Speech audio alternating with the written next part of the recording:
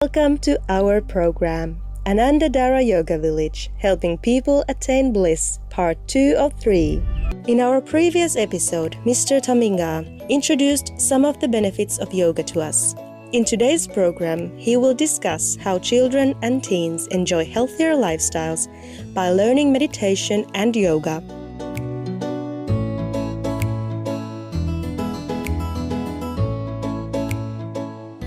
But first, we will briefly cover the yoga practices that Sri P.R. Sarkar's spiritual organization Ananda Marga, meaning the path of bliss, propagates.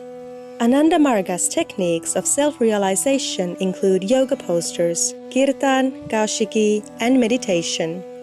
In the Western world, people tend to equate yoga solely with yoga postures. However, this only accounts for a small but essential part of the entire system and serves as preparation for meditation. Yoga postures are known as asanas in Sanskrit, which means postures giving physical comfort and mental composure. In addition to strengthening the body's muscles, asanas put pressure on the glands of the endocrine system, which regulate the secretion of hormones to assist emotional balance and in turn facilitate concentration during meditation. Here is yet another example of how asanas can promote health. As we grow older, two hormones, growth hormone or GH, and dehydroepiandrosterone sulfate or DHEAS are released less and less by the body, and the reduced production is associated with aging. A study with middle-aged participants sought to see if yoga could stem the decline of the creation of these two hormones. It was found that a 12-week yoga training course involving practicing yoga 6 days a week significantly increased the levels of GH and DHEAS in the 23 men and women participating in the research. For Ananda Marga practitioners, kirtan is the singing of the mantra Baba Nam Kevalam, which means, "My most beloved is the only one," with the ideation of everywhere I look, in everything I hear, feel, see, taste, and smell, I perceive that one supreme consciousness which pervades all things. They believe that kirtan helps to purify the mind and the singing can be conducted with many types of music. The best time to perform it is said to be right before meditation to achieve the best mental clarity. Kaushiki is a yogic dance and the term comes from the word kosa in Sanskrit, meaning layer of mind. Kaushiki consists of 18 rhythmical movements that have several spiritual meanings, and the dance is typically done for 5 to 21 minutes. According to its creator, Sri P.R. Sarkar, by performing Kaushiki, one can build the link between one's innermost self, hidden within multiple layers of the mind, and the supreme consciousness. This results in an enhancement of stamina and strength of the mind and the blossoming of the innermost self. Kaushiki is said to be especially beneficial to women as it may help to resolve menstrual irregularities and make deliveries easier for pregnant women by reducing the pain of childbirth.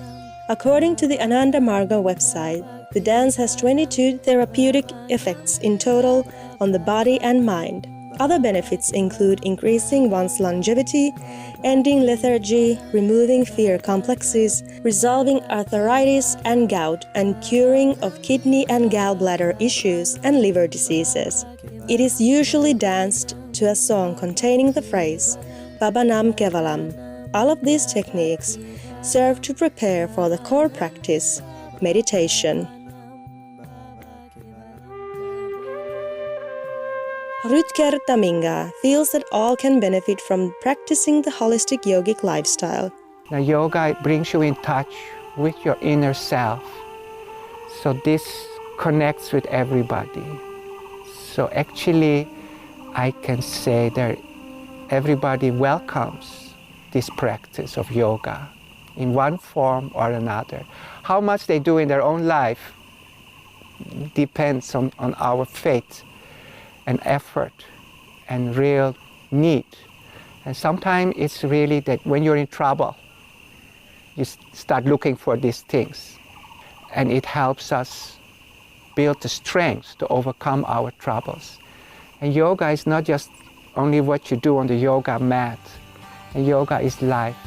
You have your values, your morality, your discipline. And everybody wants to have that positive focus. That is yoga.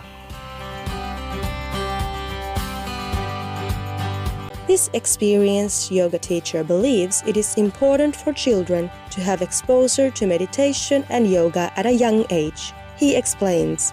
I learned yoga when I was 15. I first got yoga philosophy when I was 12. I had a classmate and her father was into philosophy. So he lent me books about Eastern philosophy. And it was very confusing for me because it's very different from what we are used to in the West.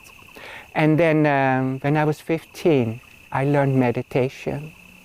And my mother took me to learn meditation. Though my family is not vegetarian and my family also is not into yoga. But she saw on TV a program that said, hey, meditation is good for headache. And at the time I was not feeling good, so she said, maybe you don't need to take medicine, just go and do meditation.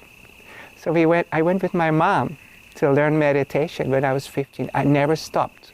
Every morning, every evening, for all this time, and now I'm 60, so 45 years, I've been doing meditation every day. It's my life. And so you can learn meditation when you are young.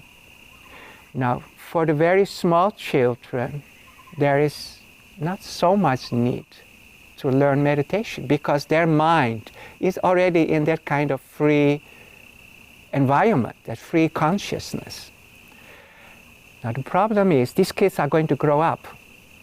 So if we don't teach them when they are small, when they become teenagers, they may be not able to accept this kind of lifestyle. So we like to train children from a young age to sit down and be quiet with themselves, to learn their body and find peace. And we don't need to do it for a long time. But so when they become teenagers, they don't have such a conflicted mind. And they know a path to find their own peace because they learned it from when they were small. Another thing we see with yoga for small children and below the teenager years, let's say up to 10, 11, yoga is a kind of sensory integration practice.